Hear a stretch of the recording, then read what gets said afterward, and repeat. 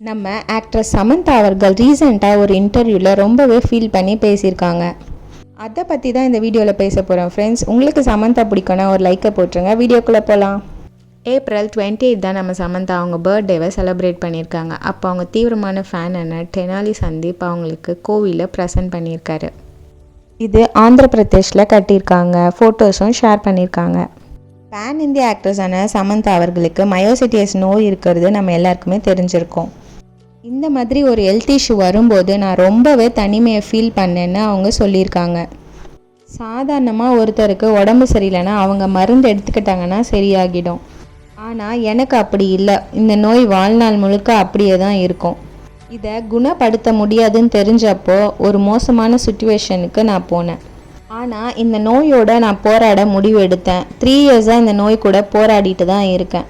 ஒரு பக்கம் மன உடைச்சல், டிவோர்ஸ் அந்த மாதிரி பிரச்சனைகள் இருந்தாலும் நம்ம சமந்தா அவர்கள் இந்த நோயோடவும் போராட வேண்டியதாக தான் இருக்குது. எல்லாருமே என்னை கேட்குற கேள்விங்க, அடுத்து என்ன பண்ண போகிறீங்க, என்ன பிளான்ஸ் வச்சுருக்கீங்க அப்படின்னு தான் கேட்குறாங்க. அதுக்கெல்லாம் என்கிட்ட இருக்கிறது ஒரே ஒரு பதில் தான். கிரிட்டிக்கல் லைஃபோட நான் வாழ முடிவு எடுத்துட்டேன். இதுக்கு எத்தனை வருஷம் எடுத்தாலும் என் பயணத்தில் வேறு யாரும் வர்றதுக்கு நான் விரும்பலைன்னு சொல்லியிருக்காங்க சமந்தா அவர்கள். நம்ம சமந்தா அவர்களுக்கு இருக்க மயோசிட்டிஸ் நோய் பார்த்திங்கன்னா ஒரு வகையான தோல் நோயை சம்மந்தப்பட்டதாகும். இது நார்மலாக மேல்ஸை விட ஃபீமேல்ஸ்க்கு தான் அதிகமாகவே வருமா.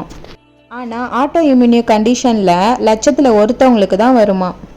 இது நம்ம உடம்புல இருக்க ஒயிட் செல்ஸ் வந்து நம்மளுக்கே ஆப்போசிட்டாக ரியாக்ட் பண்ணுறதால வீங்கிறது, ரெட்டிஷ் ஆகிறது, பெயின்ஃபுல்லாக இருக்கிறது, இந்த மாதிரி ப்ராப்ளம்ஸ் எல்லாமே ஃபேஸ் பண்ண வேண்டியதாக இருக்கும். ஸோ இந்த ப்ராப்ளம் தான் நம்ம சமந்தா அவர்களும் ஃபேஸ் பண்ணிகிட்டு இருப்பாங்க. ஓகே ஃப்ரெண்ட்ஸ், வேறு ஒரு இன்ஃபர்மேஷனோட உங்களை நெக்ஸ்ட் வீடியோவில் சந்திக்கிறேன். என் சேனலை அப்படியே சப்ஸ்கிரைப் பண்ணிவிடுங்க. கூடவே பெல் ஐக்கானையும் கிளிக் பண்ணிக்கோங்க. அப்போ தான் நான் போகிற வீடியோஸோட அப்டேட் உங்களுக்கு ரீச் ஆகும். தேங்க்யூ ஃப்ரெண்ட்ஸ், பாய்.